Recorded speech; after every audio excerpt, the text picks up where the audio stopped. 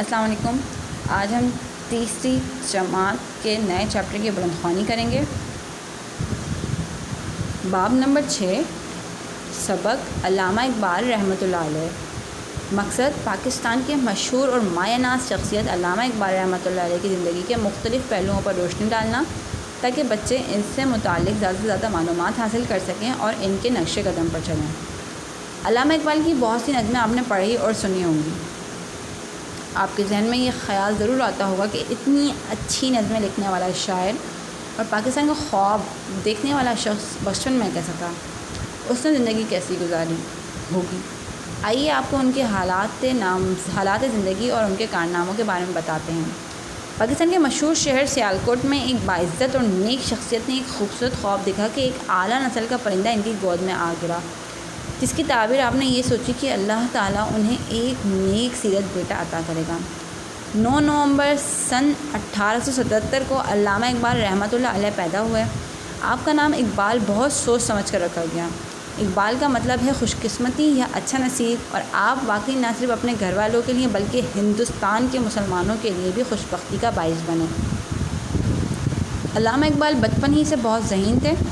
تعلیم میں گہری دلچسپی لینے کی وجہ سے تمام اساتذہ آپ کو بہت پسند کرتے تھے۔ آپ کو اپنے استاد مولوی میر حسن سے بہت محبت تھی۔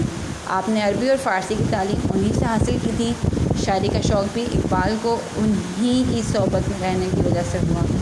یہی وجہ ہے جب حکومت نے انہیں سر کا خطاب دینا چاہا تو علامہ اقبال رحمۃ اللہ نے انکار کر دیا کہ پہلے میرے استاد کو شمس العلماء کا خطاب دیا جائے گا۔ جب ان کے استاد کو یہ خطاب دیا گیا تب انہوں نے سر کا خطاب قبول کیا۔ اقبال کی شاعری میں محبت کا پیغام ہے، اتحاد کا درس ہے۔ انہیں اپنوں سے بہت پیار تھا، ان کو بچوں سے بہت امیدیں تھیں، وہ انہیں قوم کا معمار سمجھتے تھے۔ انہوں نے بچوں کے لیے بہت پیاری پیاری نظمیں لکھی ہیں۔ لب پہ آتی ہے دعا بن کے تمنا میری، یہ تو آپ روزانہ اسکول میں پڑھتے ہوں گے۔ اس کے علاوہ ہمدردی، پہاڑ اور گلیری، مکڑی اور مکھی، جگنو وغیرہ، اس کے علاوہ بے شمار بچوں کی نظمیں ہیں۔ ہر نظم میں کوئی سبق، کوئی نہ کوئی پیغام اور نصیحت ہے۔ ان کا انداز بیاں بہت سادہ اور آسان ہے تاکہ بچے آسانی سے پڑھ اور سمجھ سکیں۔ علامہ اقبال رحمۃ اللہ علیہ مسلمانوں کے سچے خیرخواہ تھے۔ انہیں مسلمانوں سے بہت ہمدردی تھی۔ آپ مسلمانوں کو غلامی کی غیظ سے نجات دلانا چاہتے تھے۔ آپ کی خواہش تھی کہ مسلمانوں کو ایک ایسا ملک نصیب ہو جہاں وہ آزادی سے اپنے مذہبی اور معاشرتی اور اخلاقی ذمہ داریاں پوری کر سکیں۔ اقبال ہی وہ عظیم شخصیت ہیں جنہوں نے پاکستان کا تصور پیش کیا۔ انہیں مصور پاکستان بھی کہا جاتا ہے، اور مسلمانوں کو قرآن کا پیغام سنانا چاہتے تھے۔ اس سبق کو یاد دلانا چاہتے تھے کہ جو ہمارے پیارے نبی صلی اللہ علیہ وسلم نے مسلمانوں کو دیا تھا۔ آپ قوم میں جد و جہد، اتفاق اور خودی کا جذبہ بیدار کرنا چاہتے تھے، جس کے لیے انہوں نے اپنی شاعری سے کام لیا۔ اردو اور فارسی دونوں زبانوں میں شعر کا ہے۔ بال جبریل، بانگ درا اور ضرب کلیم ان کی مشہور کتابیں ہیں۔ آج جو ہم ایک آزاد ملک میں سانس لے رہے ہیں تو اس میں علامہ اقبال رحمۃ اللہ علیہ کا بہت بڑا حصہ ہے۔ پاکستانی قوم انہیں ہمیشہ یاد رکھے گی۔ اچھا جی، ہم نے ایک بڑی ہی فیمس شخصیت کو آج پڑھا ہے، بڑے ہی مشہور، جو پاکستان کے جو ہیں وہ شاعر مشرق جن کا لقب ہے۔ اور کہتے ہیں کہ جب علامہ اقبال رحمۃ اللہ علیہ اپنے استاد کا اتنا ادب کرتے تھے کہ جب ان کے استاد سے پہلے ان کو جو ہے وہ سر کا خطاب دیا جانے لگا تو علامہ اقبال نے وہ خطاب لینے سے منع کر دیا اور کہا کہ پہلے میرے استاد کو شمس العلماء کا خطاب دیا جائے۔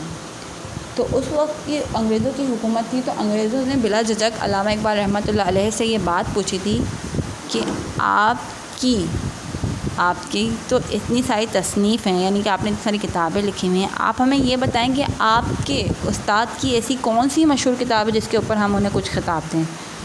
تو علامہ اقبال رحمۃ اللہ علیہ نے برجستہ جواب دیا تھا کہ میں ان کی چلتی پھرتی کتاب ہوں، مطلب انہیں کسی کتاب کو لکھنے کی ضرورت نہیں، علامہ اقبال ایک کتابی صورت میں موجود ہیں۔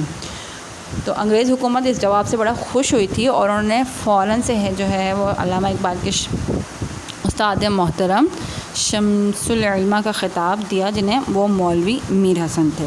ٹھیک ہے، اچھا، بڑے محنتی انسان تھے لیکن کم گو تھے۔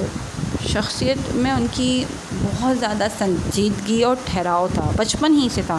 مطلب یہ نہیں تھا کہ کھیلتے کودتے یا بھاگتے دوڑتے، اس طرح والی کوئی چیز نہیں تھی۔ بہت سادہ تھے، بہت سادہ تربیت ان کے والدین نے ان کی تھی، وقت کے بہت پابند تھے، اور قرآن پاک سے اور نماز سے بہت محبت کرتے تھے، بہت زیادہ۔ ان کے ہر شعر میں، ہر بات میں، ہر نظم میں جو ہے وہ کوئی نہ کوئی پیغام، کوئی نہ کوئی نصیحت، کوئی نہ کوئی سبق ضرور ہے۔ مسلمانوں کے سچے خیر خواہ تھے، وہ یہ نہیں چاہتے تھے کہ مسلمان جو ہیں وہ بالکل غلامی کی زندگی گزاریں۔ وہ مسلمانوں کو ایک پڑھا لکھا، مہذب اور آزاد دیکھنا چاہتے تھے۔ وہ انہیں وہ وقت یاد دلانا چاہتے تھے کہ جب مسلمان جو ہیں وہ پوری دنیا کے اوپر جو ہے وہ قابض تھے اور ہر طرف دین اسلام کا بول بالا تھا۔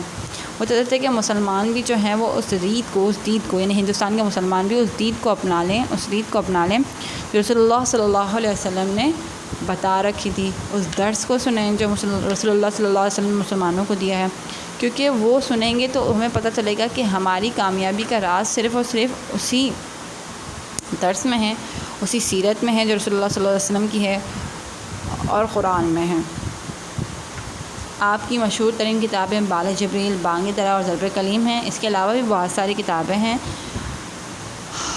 آج جو ہم آزاد ملک میں سانس لے رہے ہیں تو اس میں جو ہے وہ علامہ اقبال رحمۃ اللہ علیہ کا بڑا ہاتھ ہے، کہ انہوں نے ہی سب سے پہلے یہ نظریہ جگایا تھا کہ مسلمانوں کے لیے جو ہے وہ ایک الگ سے ریاست ہونی چاہیے۔